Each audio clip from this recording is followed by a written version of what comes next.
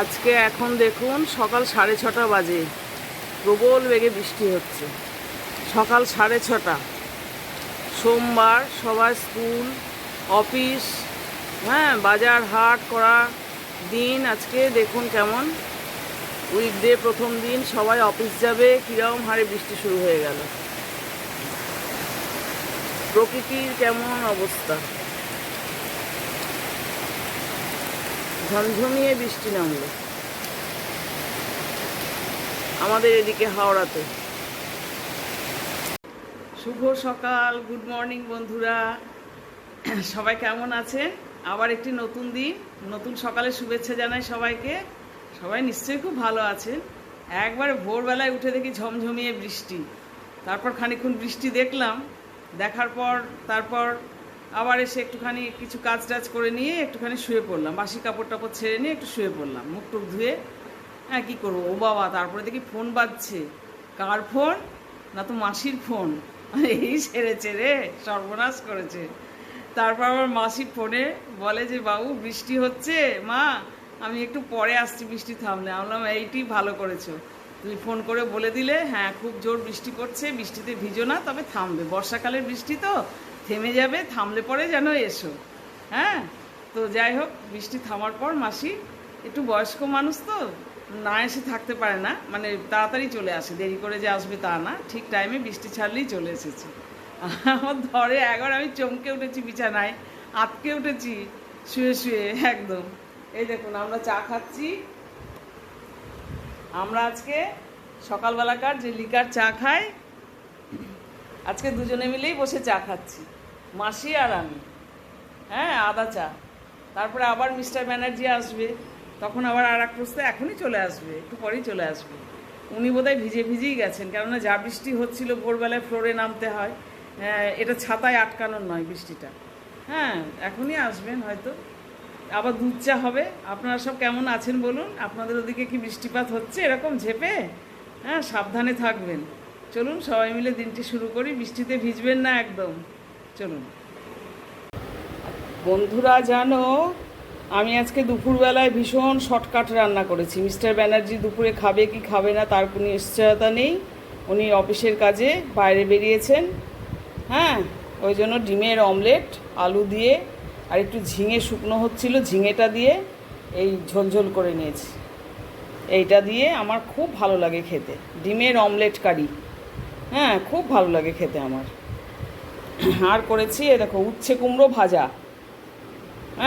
ফ্রিজে রয়েছে, কিন্তু বাঁধাকপির তরকারি রয়েছে, ডাল রয়েছে, দই রয়েছে, আমি ওসব বার করিনি। আমি খাবো। এখন প্রায় 2টো বাজতে চললো। এই দেখো, প্রায় 2টো বাজতে চললো। আমি খাবো, ভীষণ শর্টকাট রান্না। ভাতটা দেখালাম না, ভাতও আছে, আর খাবো। খাওয়ার পরে একটু দেখো জাম খাবো। ফ্রিজেতে দেখলাম জাম এনে রেখেছে মিস্টার, প্যাকেটে জামটা নুন মাখিয়ে রাখলাম। এতগুলো খেতে পারবো না, যতটা পারবো ততটা খাবো। খাওয়ার পর জাম খেলে বলে নাকি হজমিকারক জাম, আর মুখটাও একটু ভালো হয় জাম খেলে। অনেকের আবার কষ হয়ে যায়, কিন্তু এগুলো বেশ নরম নরম মিষ্টি জাম এখানে পাওয়া যায়। এই জামটা খাবো। এই হচ্ছে আজকে আমার লাঞ্চ মেনু। খুব ফাঁকি মেরেছি আজকে শর্টকাটে, যেহেতু মিস্টারের খাওয়ার কোনো ঠিক নেই, ও হয়তো রাত্রে এসেই লাঞ্চ খাবে না, রাত্রে একবারে ডিনার করবে, সেহেতু আমি শর্টকাট মেরে দিলাম। তোমরাও এরকম করো নাকি শর্টকাট? সন্ধেবাতি করে দিলাম 6টা ঘড়িতে বন্ধুরা। জয় গুরু, জয় গুরু, জয় গুরু, জয় জয় হনুমানজি, জয় নারায়ণায় নমঃ, গোবিন্দায় নমঃ, জয় গুরু, ওম ভোলেনাথ, জয় গুরু, জয় গুরু, জয় গুরু, জয় গুরু। শুভ সন্ধ্যা, গুড ইভিনিং বন্ধুরা। তারপর সন্ধ্যা হয়ে গেল, সন্ধ্যাবাতি হয়ে গেল, চা খাওয়া হয়ে গেল। আপনাদের কাছে একটু চলে এলাম, রোজকার মতন এলে একটু মনটা ভালো হয়ে যায়।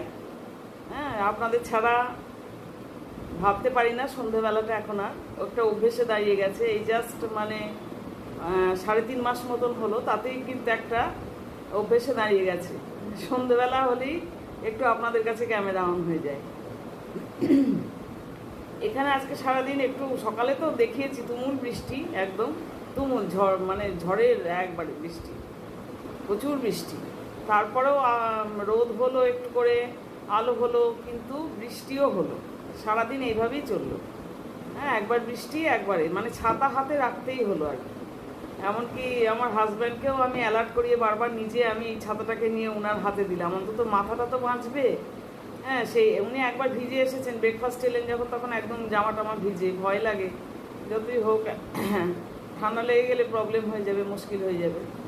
আবার যখন মানে লাঞ্চের পর উনি গেলেন, বেলাতেই গেলেন আজকে লাঞ্চের পর, তখনও ছাতাটা দিয়ে দিলাম। তা আসতে অনেক লেট হয়েছিল।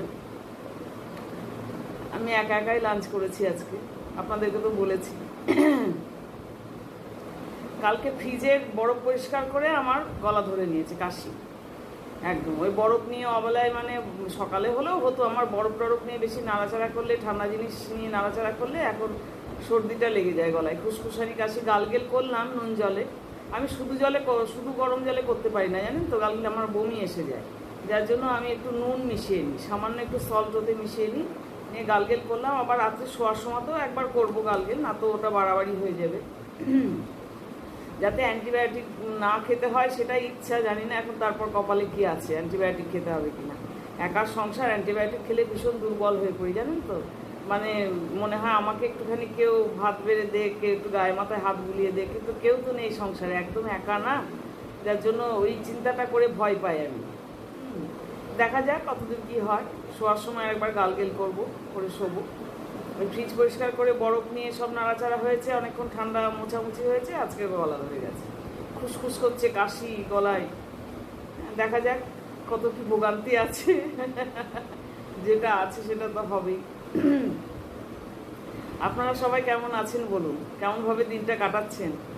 হ্যাঁ, বৃষ্টি বর্ষা একটু তো বিরক্ত লাগবেই। সব যাদের বাইরে যেতে হয় তাদেরকে তো আর জামা কাপড় শুকনো করা, বাড়ির মেম্বার যাদের বেশি তাদের তো সমস্যা হয়ে যাচ্ছে জামা কাপড় শুকনো করা। মেশিনে ড্রায়ারে দিলেও তো ঠিকমতো শুকনো হচ্ছে না, না একটা স্যাঁতসেঁতে ভাব তো থেকেই যাচ্ছে।